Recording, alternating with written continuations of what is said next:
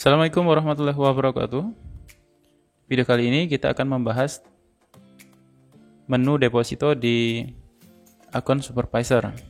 Jadi menu terakhir untuk customer service ya.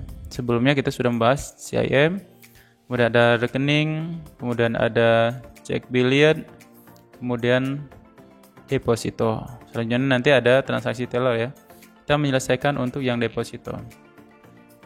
Di deposito ada 3 menu.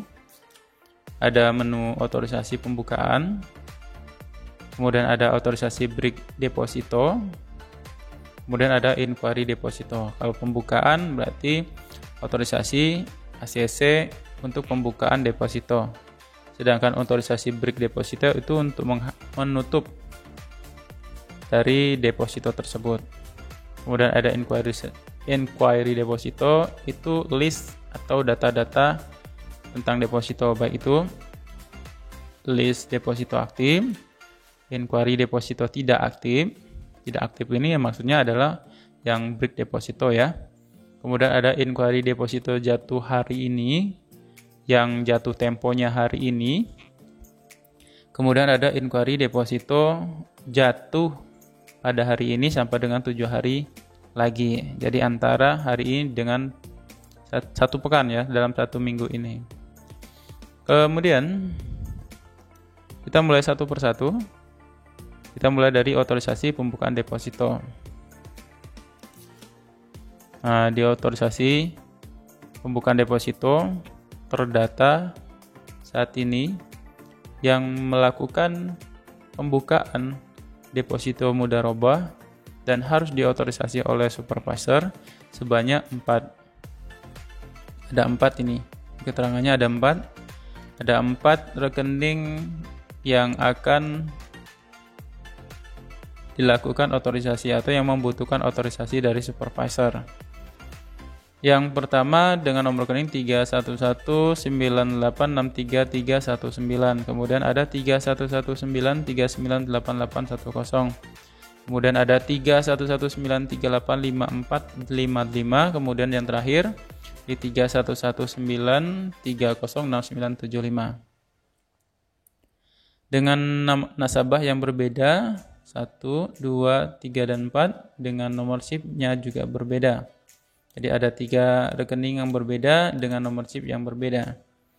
Untuk kode produknya sama 23106, ini adalah kode untuk deposito mudharabah 23106. Kemudian nominal ada berbeda ya.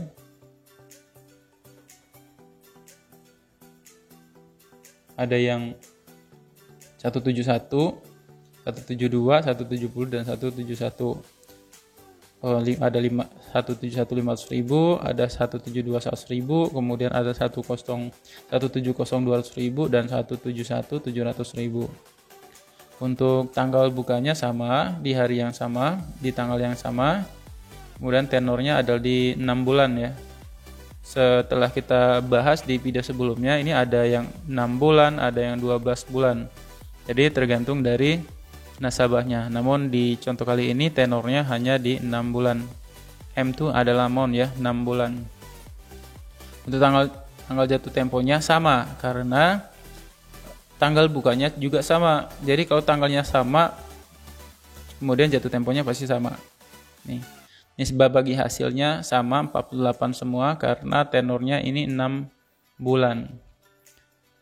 Cuman yang ada sedikit berbedanya adalah di inputernya. Ini boleh saja sama tapi inputernya berbeda. CS115, kemudian yang kedua di CS121, ada CS102 dan ada CS117. Artinya dapat kita simpulkan bahwa untuk melakukan penerbitan deposito ini dilakukan oleh customer service ya, bagian dari customer service. Karena di sini dapat dengan jelas mudah kita deteksi karena dilihat dari inputer CS-nya. Ada kode CS, kemudian ada 115, ini adalah kode atau urutan yang dimiliki oleh customer service tersebut di dalam sistem ini. Inputer. Nisbah hasilnya atau nisbah bagi hasilnya boleh saja bersama. Kode produknya boleh saja sama, namun terkadang ada yang berbeda dari inputer date time-nya atau tanggal dan jam pada saat melakukan pembukaan deposito mudharabah. Ini untuk memperhatikan atau memberikan penjelasan bahwa jam berapa dan tanggal berapa deposito ini kemarin dibuka. Di sini tanggalnya 8 sama semuanya ya. Cuman ada perbedaan di jamnya saja, ada jam 14, 13, 12 dan 13. Untuk kegiatan selanjutnya dapat dilakukan atau tugas selanjutnya dapat dilakukan otorisasi atau hapus. Kita akan melakukan otorisasi. Jadi tugas dari supervisor ini hanya untuk melakukan otorisasi atau tidak diotorisasi. Kalau diotorisasi kita klik otorisasi. Seperti biasa ada pilihan apakah benar data ini akan diotorisasi. Jika iya maka kita klik OK, jika tidak kita cancel. Kalau cancel berarti kita kembali lagi ke tampilan ini. Kita pilih OK. Nah, kita coba dulu di cancel. Nah, jadi dia balik ke sini.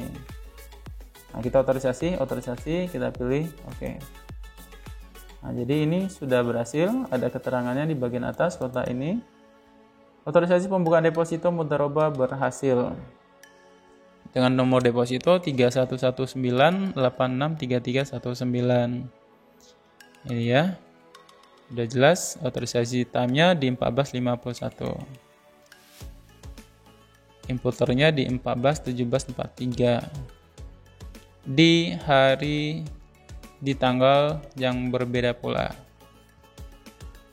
Jadi ini sudah berhasil, maka di bagian sebelumnya akan berkurang. Tuh, ada 3. Sebelumnya ada 4, sekarang jadi 3. Untuk yang otorisasi di pembukaan deposito. Kemudian ada otorisasi break deposito. Otorisasi break deposito di sini not resolved, artinya belum ada yang melakukan penutupan deposito atau break deposito. Baik itu deposito yang melakukan pengajuan sebelum tanggal maupun pada saat tanggal itu. Kemudian ada inquiry deposito. Inquiry deposito ini dibagi lagi menjadi 4. Ada inquiry deposito aktif. Inquiry deposito aktif ini maksudnya adalah inquiry list atau daftar atau data-data yang depositonya sedang berjalan dan belum habis masa temponya. Di sini ada beberapa, ada 56 hasilnya. Ada 56 rekening deposito yang sekarang sedang aktif. Dari nomor rekening, nomor SIP, nama nasabah, nominal pokoknya jelas. Kemudian ada tenornya, ada 3 bulan, ada 6 bulan, dan seterusnya. Kemudian ada nisbah bagi hasil 47, 48, karena beda ya. Karena ini untuk 3 bulan dan ini untuk 6 bulan. Jadi yang 3 bulannya dapat 47, kemudian yang 6 bulan persenannya dapat 48. Ini bagi nasabah. Auto rollover ini maksudnya adalah apabila sudah jatuh tempo, maka akan dimasukkan secara otomatis atau diperpanjang secara otomatis depositonya. Kemudian ada auto kapitalis, ada kode cabang. Ini kode cabangnya ada 1022. 100. Kita cari yang berbeda, adakah kira-kira? Tidak ada ya. Semua di cabang di 1022 dengan inputer atau CS-nya berbeda. Dan supervisornya juga pun berbeda, tidak semuanya sama. Ada SP100, ada SP116, ada SP104 dan seterusnya. Jadi yang inquiry deposito aktif ini adalah list atau daftar nomor rekening deposito yang sekarang masih berlangsung. Kemudian kita dapat melakukan detail action. Kita bisa ngecek keseluruhan per item atau per nomor rekening. Seperti ini. Ya.